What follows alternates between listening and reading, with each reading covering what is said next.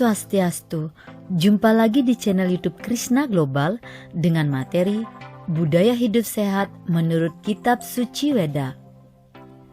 Budaya hidup sehat yang ada dalam ajaran Hindu tertuang dalam sastra Weda, yaitu dalam kitab Ayurveda. Kata Ayurveda dapat diterjemahkan pengetahuan tentang hidup merupakan sistem pengobatan holistik yang sudah dihadirkan oleh para resi sejak ribuan yang lalu.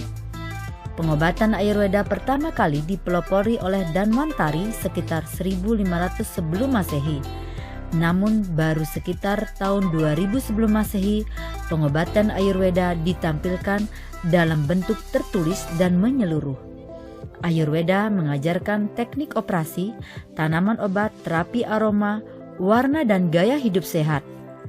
Para pakar memperkirakan Ayurveda memiliki sejarah lebih panjang, yakni dirintis sekitar tahun 3000 sebelum Masehi yang mencakup ajaran spiritual dan perilaku. Setiap orang mempunyai kebiasaan yang berbeda antara satu dengan yang lainnya. Kebiasaan yang dilakukan sehari-hari sangatlah berpengaruh pada jam biologis dari badan. Kita harus bangun pagi lebih awal, yaitu pada pukul 4 ketika matahari belum terbit, kemudian berdoa kepada Tuhan yang telah menjaga tidur. Selanjutnya membersihkan tempat tidur dan cuci muka. Setelah itu minum air putih untuk membersihkan ginjal dan pencernaan. Dalam kasus ini banyak orang yang beranggapan bahwa ketika pagi hari sering minum kopi atau teh, padahal kebiasaan ini tidak baik dalam kasana Ayurveda. Karena pada saat pagi hari tubuh kita sedang melakukan detoksinasi atau mengeluarkan racun dari tubuh, sehingga hal yang harus dilakukan adalah dengan minum air putih untuk membantu pencernaan kita dalam membuang kotoran itu. Selain itu, seorang harus terbiasa melakukan meditasi dan yoga setelah membersihkan diri. Pelaksanaan meditasi ini paling sedikit 15 menit karena untuk keseimbangan pikiran dari pengaruh kehidupan duniawi. Kehidupan manusia yang tidak lepas dari pengaruh kemahakuasaan Tuhan dalam ajaran Hindu terdiri dari dua aspek, yaitu nyata atau skala dan aspek tidak nyata atau niskala. Aspek skala adalah sesuatu yang jelas dan langsung dapat dilakukan melalui hasil berpikir atau kognitif yang juga menghasilkan emosi dan perilaku, kemudian dapat dirasakan melalui panca indera.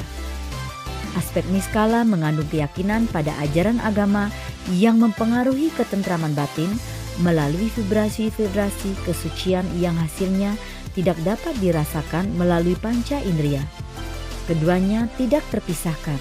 Oleh karena itu, perlu diperhatikan secara bersama-sama.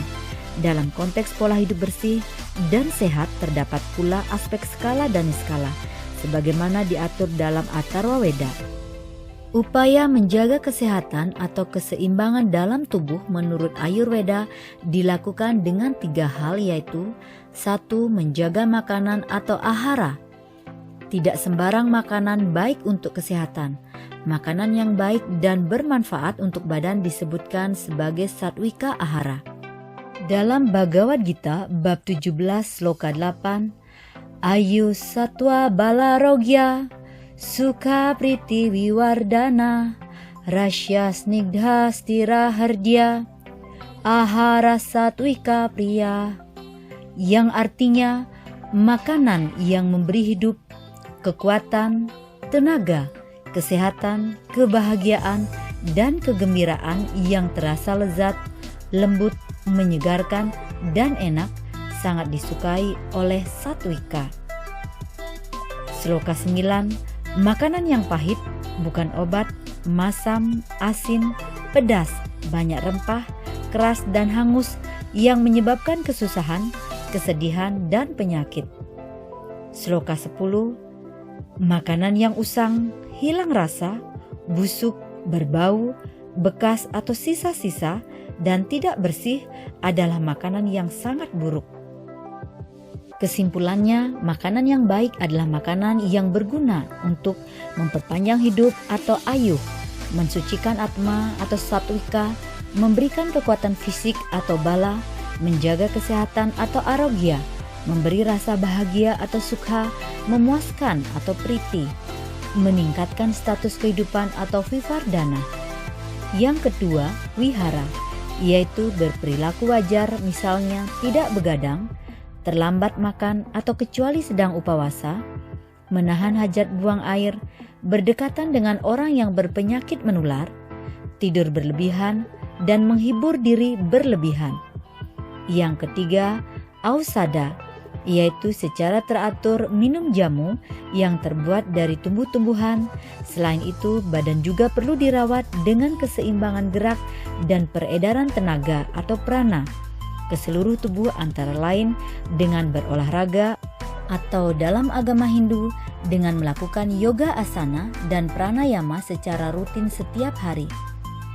Menjaga kebersihan dan kesehatan baik secara skala maupun niskala seperti yang dikemukakan di atas tidak hanya merupakan kewajiban manusia perorangan yang taat beragama, tetapi juga menjadi tanggung jawab pemerintah seperti yang diajarkan oleh Resi Kautilya dalam kitab Chanakya Niti Sastra, bahwa seorang raja atau kepala pemerintahan wajib memelihara kelestarian sumber-sumber alam, kebersihan pemukiman, kesehatan jasmani dan rohani rakyatnya agar negara kuat, makmur dan damai. Demikian materi kali ini, semoga dapat bermanfaat. Saya akhiri. Om Santi Santi Santi Om.